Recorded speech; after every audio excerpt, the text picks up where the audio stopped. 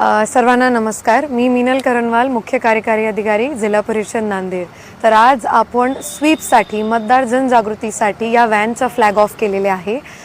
ही van विशेषतः नांदेड जिल्ह्यात जिथे जिथे कमी मतदान होते, 50% पेक्षा कमी किंवा 10% पेक्षा सुद्धा कमी, तिथे तिथे फिरणार आहे। पण ह्या संदेशला जे माझे मित्र, माझे नांदेडकरी पाहत आहे, त्यांना एक आव्हान आहे माझ्याकडून की येत्या 20 नोव्हेंबरला लोकसभेची पोटनिवडणूक आणि विधानसभेची निवडणूक आहे।